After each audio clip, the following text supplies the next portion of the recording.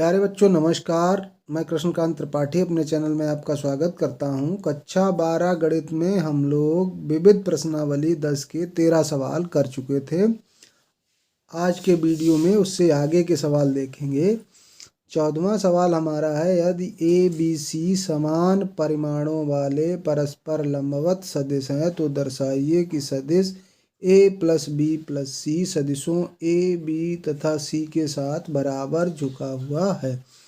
एक बात हमको दी है कि ए बी सी समान परिमाण यानी कि इनके मापांक बराबर हैं और ये आपस में परस्पर लंबवत हैं। दो चीज़ें तो हमको बिल्कुल पता हैं। ये दिया हुआ है कि ए बी और सी के मापांक बराबर हैं तो इनके मापांक बराबर हो गए और परस्पर ये आपस में तीनों लंबवत हैं यानी कि A dot B, B dot C और सी डॉट ए बराबर 0 है। तो हमको दिखाना है कि ए प्लस बी प्लस सी, मान लो ए तथा ए प्लस बी प्लस सी के बीच का कोण अगर थीटा है तो इनका डॉट प्रोडक्ट क्या हो जाएगा, A dot A plus B plus C और इसको कुछ मान लेते हैं, मान लो तीनों का मापांक लैम्डा के बराबर है। बराबर क्या हो जाएगा, ए इसको बी माने तो क्या होता है ए का मापांक फिर बी का मापांक, बी की जगह पे हमारा ए प्लस बी प्लस सी लिखा हुआ है और उनके बीच का कोण cos थीटा। ये हो गया इनका डॉट प्रोडक्ट। इसका डॉट कर दें तो A dot A plus A dot B plus A dot C, ये हो जाएगा। इधर यही रहेगा ए का मापांक A plus B plus C का मापांक और उनके बीच का कोण cos थीटा। ए डॉट ए स्क्वायर हो गया और उसका मापांक हमने लेमडा लिया तो लेमडा स्क्वायर लिखेंगे। A dot B 0, A dot C 0, A का मापांक लेमडा और A plus B plus C into cos थीटा। अब हम cos थीटा निकाल लेते हैं, इससे लेमडा एक काट देते हैं। cos थीटा बराबर क्या हो जाएगा, लेमडा अपॉन ए प्लस बी प्लस सी का मापांक। ये कोण बनेगा ए और ए प्लस बी प्लस सी के बीच। अब मान लेते हैं, माना बी तथा ए प्लस बी प्लस सी के बीच का कोण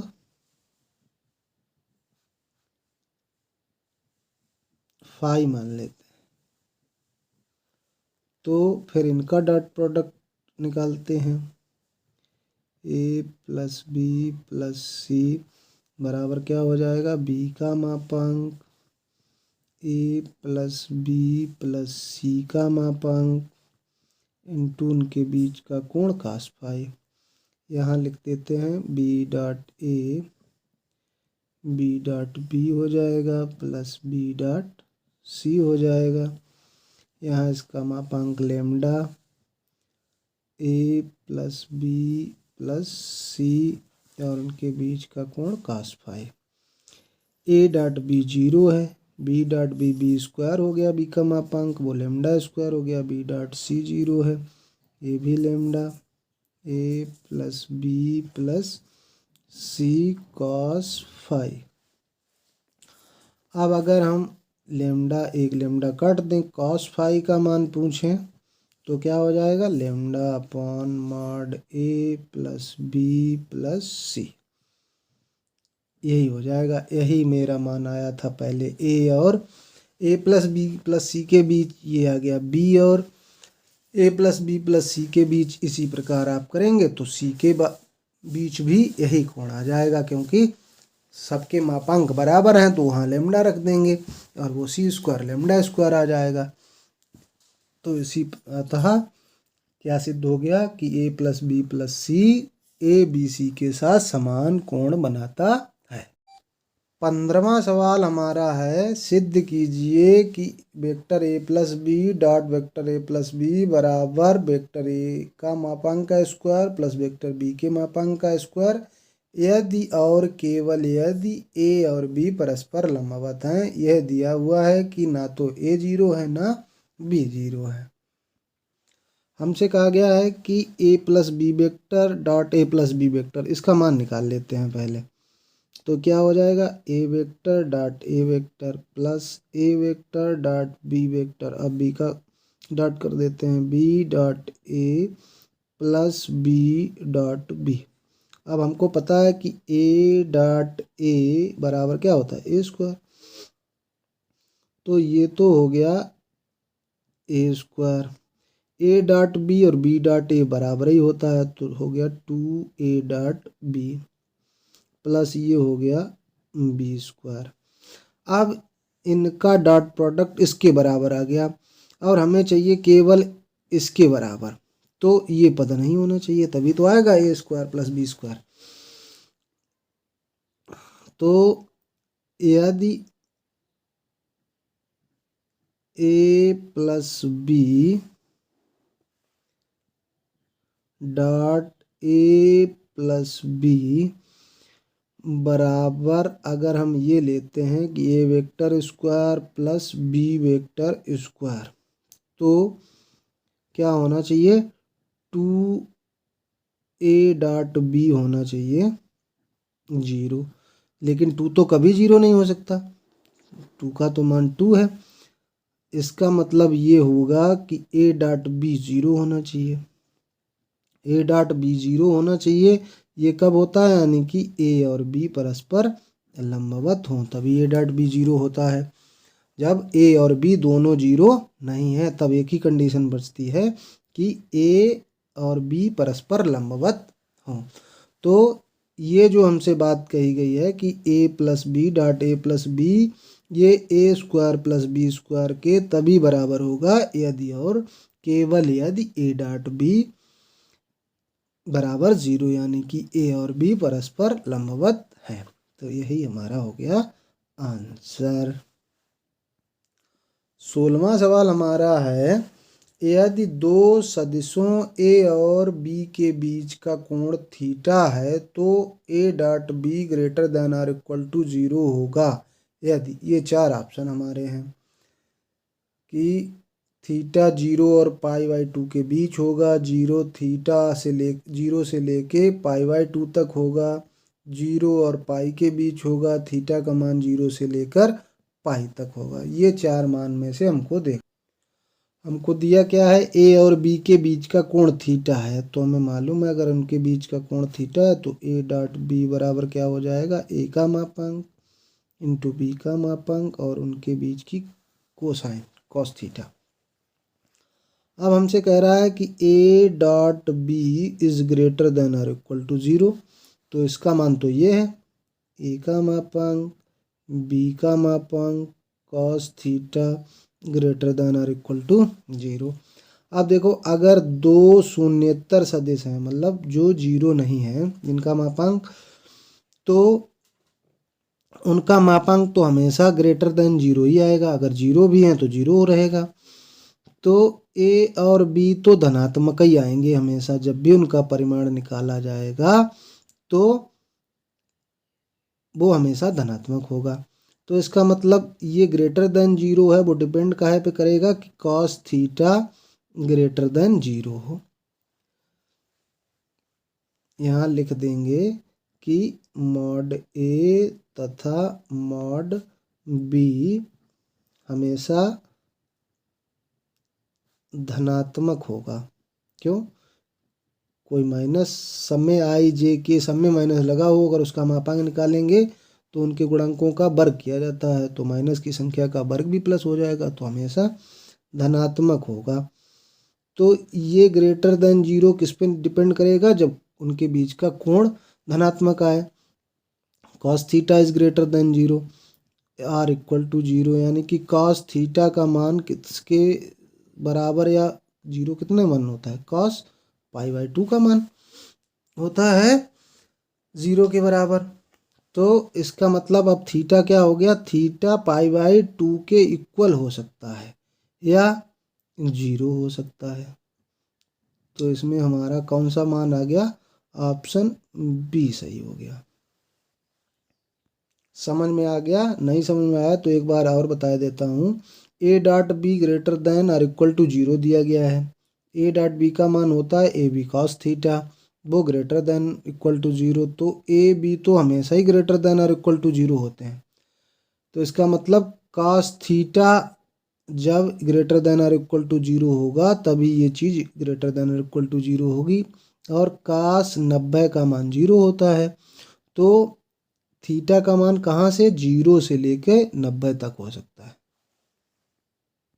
17वां सवाल है, मान लीजिए वेक्टर ए और वेक्टर बी दो मात्रक सदिश हैं, मतलब इनके मापांक 1 के बराबर हैं और उनके बीच का कोण थीटा है। तो ए प्लस बी एक मात्रक सदिश है यदि थीटा का मान इन चार ऑप्शन में से कौन सा होगा।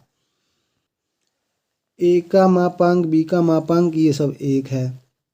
वो कह रहा है कि ए प्लस बी का मापांक 1 होना चाहिए।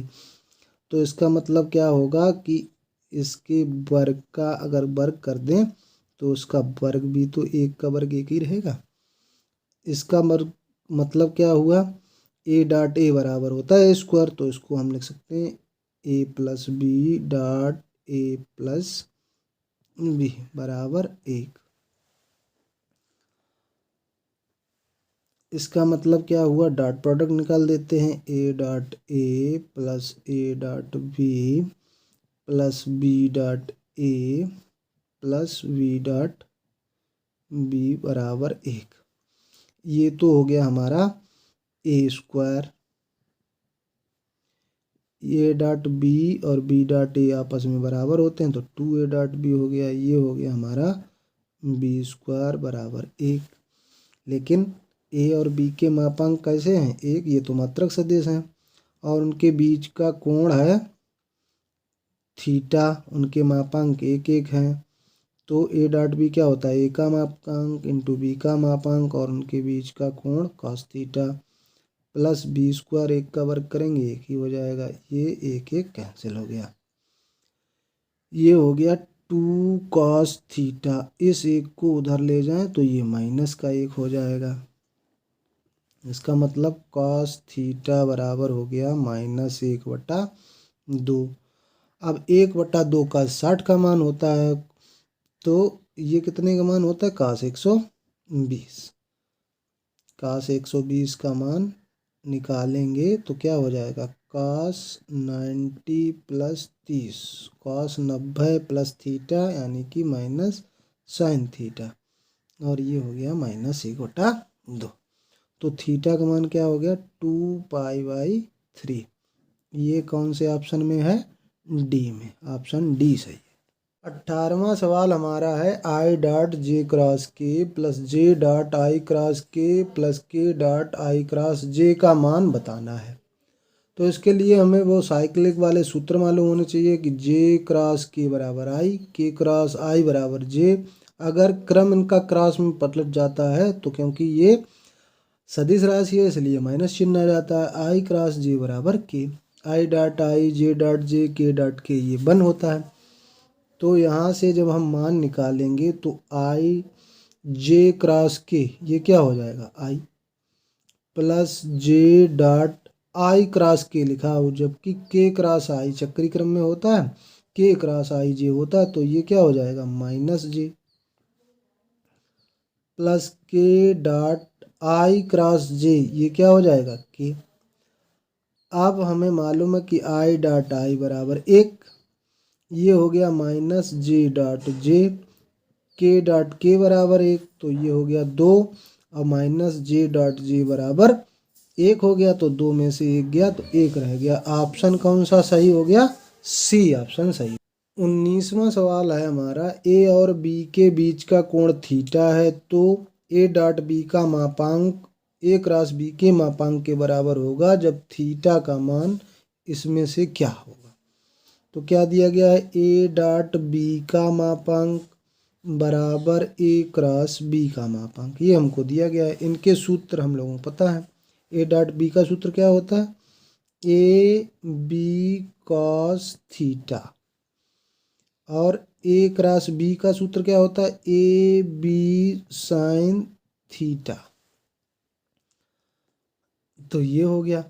अब दोनों तरफ से देखो ए बी समान है, मतलब ऐसे लिख सकते हैं ए का मापांक इंटू बी का मापांक फिर कॉस थीटा का मापांक बराबर ए का मापांक बी का मापांक और साइन थीटा का मापांक।